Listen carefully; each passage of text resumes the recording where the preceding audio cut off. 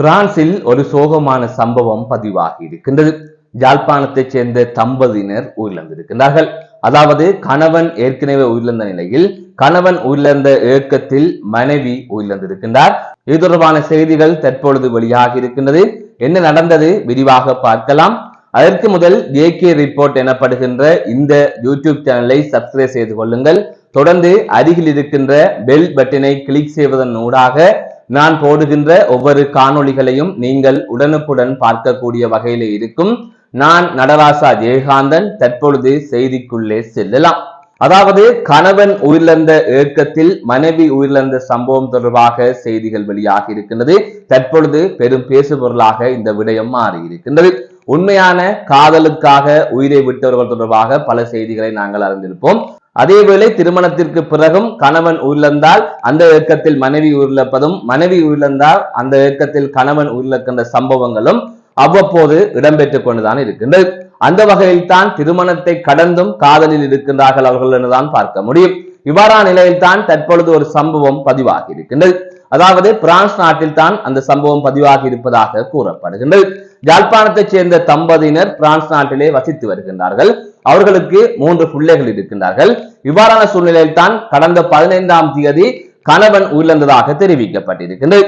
அதாவது யாழ்ப்பாணம் குருநகர் பகுதியைச் சேர்ந்த விமல் எனப்படுகின்ற நபரே இவ்வாறு கடந்த 15ஆம் தேதி உயிரிழந்ததாகவும், அதன் தொடர்ச்சியாக அஜிதா எனப்படுகின்ற பெண், அதாவது யாழ்ப்பாணம் பாசையூர் பகுதியைச் சேர்ந்த பெண் இவ்வாறு கணவன் உயிரிழந்த துக்கம் தாங்காமல் அந்த ஏக்கத்தில் 17ஆம் தேதி உயிரிழந்ததாக செய்திகள் வெளியாகி இருக்கின்றது. தற்பொழுது அந்த 3 பிள்ளைகளும் தவித்து வருகின்றார்கள். ஆனால் அந்த தம்பதியினர் தற்பொழுது உயிரோடு இல்லை. கணவன் உயிரிழந்த பின்னர் மனைவி உயிரிழந்திருக்கின்றார். பிரான்சில் தான் இந்த துயரமான சம்பவம் பதிவாகி இருப்பதாக குடும்பத்தினர் தெரிவித்ததாக தற்பொழுது ஊடகங்களிலே செய்திகள் வெளியாகி கொண்டிருக்கின்றது. இந்த சம்பவம் மிகவும் துயரத்தை ஏற்படுத்தி இருக்கின்றது. ஒருபுறம் கணவன் மீது வைத்திருந்த அன்பு அல்லது கணவன் உயிரிழந்து விட்டார் என்ற ஏக்கத்தில் மனைவி உயிரிழந்து விட்டார் என்று பார்த்தாலும், மறுபுறம் 3 பிள்ளைகள் இன்று தாய் தந்தையை இழந்து இருக்கின்றது. அவர்களின் எதிர்காலம் தொடர்பாக, அதாவது எதிர்காலம் என்கின்ற போது அவர்களை வழிநடத்தக்கூடியவர்களாக அல்லது அவர்களுக்கான அன்பு தரக்கூடியவர்களாக யாருமே இல்லாத ஒரு சூழல் ஏற்பட்டிருக்கின்றது. கிட்டத்தட்ட அவர்கள் அனாதைகளாகி விட்டார்கள். எனவே அந்த இதை நோக்கின்ற போது மிக மிக மனவேதனை தருகின்ற ஒரு விடயமாக இந்த விடயம் இருக்கின்றது.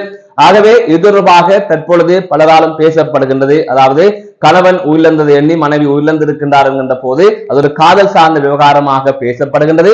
ஆனால் அதனை தாண்டி அந்த குழந்தைகளின் மனநிலையிலிருந்து பார்க்கின்ற போது அல்லது அந்த குழந்தைகள் சார்பாக பார்க்கின்ற போது மிக மிக ஒரு துயரமான சம்பவம் இடம்பெற்றிருக்கின்றது.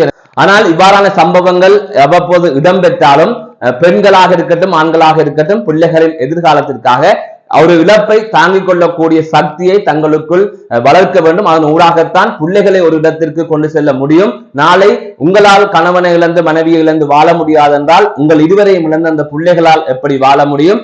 ஆகையால் பெண்களோ ஆண்களோ ஒருவர் இழந்தால் தைரியமாக இருக்க கற்றுக்கொள்ளுங்கள். மன தைரியத்தை வளர்த்துக் கொள்ளுங்கள். இதுதான் யதார்த்தம் என்பதை புரிந்து கொள்ளுங்கள். மீண்டும் ஒரு காணொலி சந்திக்கின்றேன். நான் நடராசா ஜெயகாந்தன். இலங்கையிலே போர் நடந்ததன் காரணமாக அசாதாரண சூழ்நிலை ஒன்று நிலவியதன் காரணமாக பலர் வலிந்து காணாமலாக்கப்பட்டிருக்கிறார்கள். வலிந்து காணாமலாக்கப்படுவது என்பது ஒருவர் கண்முன்னே இறப்பதை விட கொடிய ஒரு செயல். ஏனென்றால் ஒருவர் இறந்து விட்டால் அதனாலே பலருக்கு துக்கம் ஏற்படும், பலவிதமான மனவேதனைகள் ஏற்படும். ஆனால் ஒரு முடிவுக்கு அது வரும்.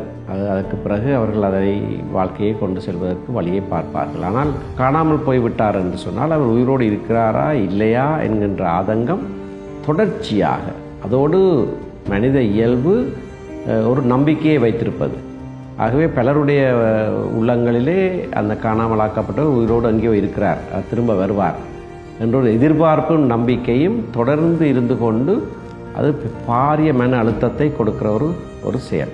ஆகையினால் இப்படியான விடயங்கள் நடைபெறுகிற போது அது உடனடியாக விசாரிக்கப்பட்டு அவருக்கு என்ன நடந்தது, உயிரோடு இருக்கிறாரா, இருந்தால் அவரை உடனடியாக மீட்டெடுத்து குடும்பத்தினரோடு சேர்க்க வேண்டும்.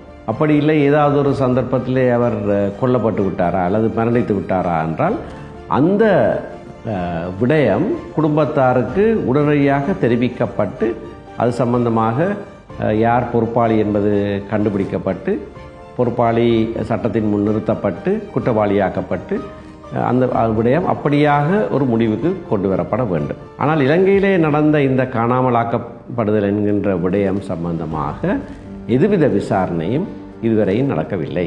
அதற்காக பல ஆணைக்குழுக்கள் நியமிக்கப்பட்டிருக்கிறது. உடலகம ஆணைக்குழு என்ற ஒரு ஆணைக்குழு நியமிக்கப்பட்டது. பரணகம கமிஷன் என்று சொல்லி ஒரு ஆணைக்குழு நியமிக்கப்பட்டது. அது விசேடமாக ஒரு நபர் விசாரணை குழு. அதிலே கூட 20,000க்கும் மேற்பட்ட முறைப்பாடுகள் கொடுக்கப்பட்டிருக்கின்றன. ஆனால் ஒவ்வொருவருக்கும் என்ன நடந்தது, யாரிடத்திலே அவர்கள் ஒப்படைக்கப்பட்டார்கள் அல்லது யார் இதுக்கு பொறுப்பாளி என்கின்ற விசாரணை இன்னமும் நடைபெறவில்லை. மைத்ரிபால சிறிசேன ஜனாதிபதியாக இருந்த காலத்திலே காணாமல் ஆக்கப்பட்டவர்களுக்கான அலுவலகம் என்கின்ற ஒரு சட்டம் மூலம் உருவாக்கப்பட்டது. அந்த விடயத்திலே நாங்களும் இணைந்து செயற்பட்டோம். சர்வதேச செஞ்சிலுவை சங்கத்தினத்திலே 16,000 தரவுகள் இருந்தன. அவர்களுடைய உறவினர்களுடைய அனுமதியோடு அந்த தரவுகளை காணாமலாக்கப்பட்டவர்களுக்கான அலுவலகத்துக்கு கொடுப்பதாக இணங்கி இருந்தார்கள். அதை தடுப்பதற்கு ராஜபக்ச தரப்பினர் பாராளுமன்றத்திலே நடுவிலே வந்து நின்று கூச்சலிட்டு கூட்டத்தை குழப்பி பலவிதமான முயற்சிகளில் ஈடுபட்டார்கள். ஆனால் மங்கள சமரவீர தான் அந்த சட்டமூலத்தை முன்வைத்தார். நானும் தற்போது அமைச்சராக இருக்கிற விமல் ரட்நாயக்கவும் மட்டும்தான் அதில் உரையாற்றினோம். நாங்கள் உரையாற்றின உடனேயே வாக்கெடுப்பு நடத்தி அதை நிறைவேற்றினோம். அப்படியாக பல எதிர்ப்புகளுக்கு மத்தியிலே அதை நிறைவேற்றியதன் நோக்கம் அந்த நிறுவனம் சரியான முறையிலே விசாரணைகளை நடத்தும் என்ற எதிர்பார்ப்போடு. ஆனால் அந்த நிறுவனம் அதனை சரியாக செய்யவில்லை. அது நிறுவனம் உருவாக்கப்பட்ட போதே காணாமல் ஆக்கப்பட்டவர்களுடைய உறவினர்கள் அதை ஏற்றுக்கொள்ளவில்லை. அவர்கள் இதில் எங்களுக்கு நம்பிக்கை இல்லை என்று சொன்னார்கள். நாங்கள் பலர் ஏதாவது ஒரு விதத்திலே ஏதாவது ஒரு வகையிலே விசாரணைகள் ஆரம்பிக்கப்பட வேண்டும் என்பதற்காக அந்த நிறுவனத்தை உருவாக்குவதிலே பங்களிப்பு செய்தோம். ஆரம்பத்திலே அதிலே நியமிக்கப்பட்டவர்கள் எல்லாம் உண்மையோடு தொழில் செய்யக்கூடியவர்களை நியமித்தோம். திரு சாலிய பீரிஸ் அதுக்கு தலைவராக நியமிக்கப்பட்டார். அவர் பல முயற்சிகளை எடுத்தார். ஆனால் அரசாங்கம் மாறினவுடனே கோட்டாபய ராஜபக்ச ஜனாதிபதியாக வந்தவுடனே அதனுடைய முக்கியத்துவம் எல்லாமே இல்லாமலாக்கப்பட்டு அது விசாரணைகள் எல்லாமே முடக்கப்பட்டு விட்டன. ஆனால் காணாமல் ஆக்கப்பட்டவர்களுடைய விவகாரம் சம்பந்தமாக நாங்கள் செய்ய வேண்டிய அனைத்து விடயங்களையும் செய்திருக்கிறோம். இப்பொழுதும் ஐக்கிய நாடுகள் மனித உரிமை பேரவையிலே நிறைவேற்றப்படுகிற தீர்மானங்களிலே அது மிக முக்கியமான ஒரு விடயமாக திரும்ப திரும்ப திரும்ப திரும்ப சொல்லப்படுகிறது. அவர்களுக்கான நீதி என்கின்ற விடயத்திலே நாங்கள் மிகவும் கருத்தோடு செயற்பட்டு கொண்டு தான் இருக்கோம். இந்த பலாலி உயர் பாதுகாப்பு வலயம் என்று சொல்லப்பட்ட பிரதேசத்திலே ஒரு 5000 ஏக்கர் போல விடுவிக்கப்பட்ட பிறகு திடீரென்று கோட்டாபய ராஜபக்ச தீர்மானித்தார், இது போதும், இதுக்கு மேலே விடுவிக்க முடியாது. அந்த மிகுதி காணிகள் சுவீகரிப்பதற்கான ஒரு நோட்டீஸ் ஒரு பனைமரத்தில் ஒட்டப்பட்டிருந்தது. நோட்டீஸோட இருக்கிற பனைமரத்தை படம் எடுத்தால் அந்த வழக்குகள் இன்னும் நிலுவையில் இருக்குது. அந்த வேளையில் அதற்கு எதிர்ப்பு தெரிவித்து நாங்கள் ஒரு உண்ணாவிரத போராட்டத்தை நடத்தினோம். தடை வரைக்கும் நாங்கள் போனோம். அங்கே மக்கள் திரும்ப திரும்ப கேட்டார்கள்,